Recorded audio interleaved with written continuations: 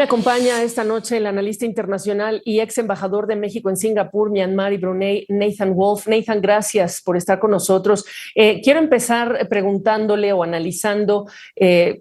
por qué el gobierno israelí dio el sí, porque estamos hablando de un gobierno, sí, encabezado por Benjamín Netanyahu, pero que crecientemente ha dependido más de un bloque de partidos de derecha, ultraderecha, y ha sido ya prácticamente una posición muy debilitada la de Netanyahu. Incluso sabíamos que uno de sus ministros, Ben-Gvir, iba a decir no a esto.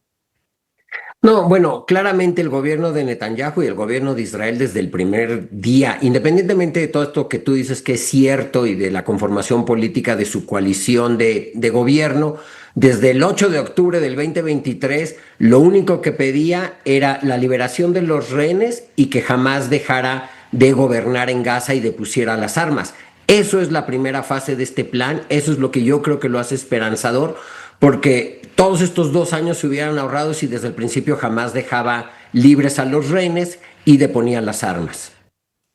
Pero entonces, ¿qué peso específico pudo haber tenido el enviado especial Witkoff y también Jared Kushner en esa reunión de gabinete para esa votación y para evitar que hubiera objeciones? Yo no creo que la verdad, honestamente, las objeciones vinieran del lado israelí, independientemente del espectro político en el que se ubiquen las diferentes personas en Israel. La población lo que demandaba desde el primer momento era que se devolviera a los rehenes. Y lo que el gobierno israelí exigía también desde el primer momento era que el grupo terrorista Hamas dejara las armas y saliera de Gaza. Entonces, yo creo que lo que más bien sucedió aquí fue la presión contra el grupo Hamas, sobre el grupo Hamas, que creo que era donde estaba el talón de Aquiles de todo esto. Desde un principio, desde que se inició el conflicto, todas las miradas internacionales y gran parte de la presión internacional siempre estuvo sobre el gobierno de Israel, cuando el gobierno de Israel pedía efectivamente dos condiciones para terminar la guerra y que jamás dejara de ser una amenaza para el Estado de Israel y para su propia población palestina a la que mantiene, y esperemos que cumpla con el hecho de dejar las armas y deje de mantenerlos subyugados. Y en esto entonces también tenemos que reconocer el trabajo de Estados Unidos y los operativos que emprendió Israel meses atrás contra Hezbollah en Yemen. Es decir, todo este operativo, toda esta, digamos, estrategia que lideró, claro, Israel, pero acompañado por Estados Unidos en contra también de Hezbollah y otros grupos a lo largo de los meses, ¿no? De otra manera es difícil pensar que habrían aceptado.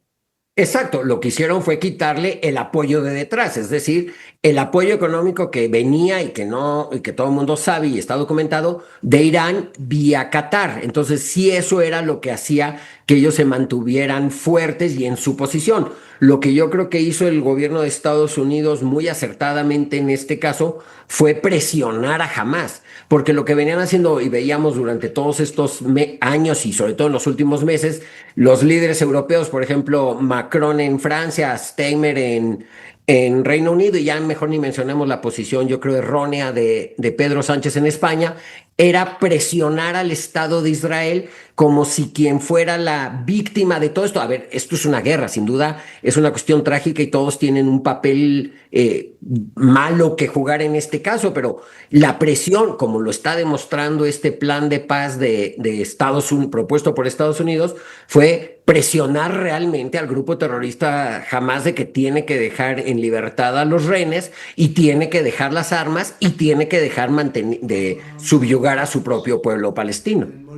Eso significaría, porque estamos en la fase de la liberación de los rehenes y el repliegue del ejército israelí a una línea que fue acordada, pero la siguiente fase que toca algunos de los puntos que acabas de mencionar no se ve tan fácil, ¿o sí? No, vienen también el tema de, sobre todo, una autoridad de transición para que pudiera ya surgir un liderazgo, un gobierno más sólido y con una orientación pues, pacifista y de reconstrucción de Gaza. De lo que hemos visto del plan propuesto por el presidente Trump, está, por ejemplo, este Consejo Internacional que en cierta forma presidiría el ex premier británico Tony Blair, y habría que ver también cómo funciona. Yo creo, sobre todo por las pláticas que se dieron en Egipto en estos últimos días y donde estaban involucrados muchos de los actores importantes de este conflicto, es que ya se tiene ahí negociado y lo iremos viendo en los próximos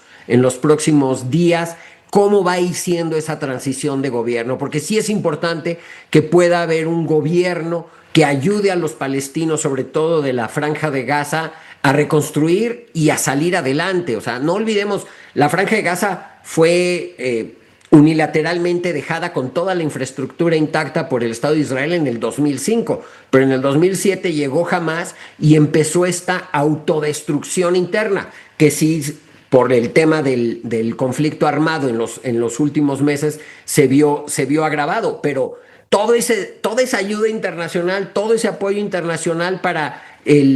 la fundamentalización real de un Estado palestino en Gaza y Cisjordania, pero particularmente en el caso de Gaza, se vino abajo cuando toda esta gente jamás que gobernaba ese territorio dedicó todos los miles de millones de dólares de donativos y la infraestructura existente para ir creando un plan que tengamos que reconocer que desde esa óptica fue muy exitoso. Fueron imponiendo una narrativa para atacar al Estado de Israel y en ese sentido ganaron la narrativa. Bien. Sin duda alguna.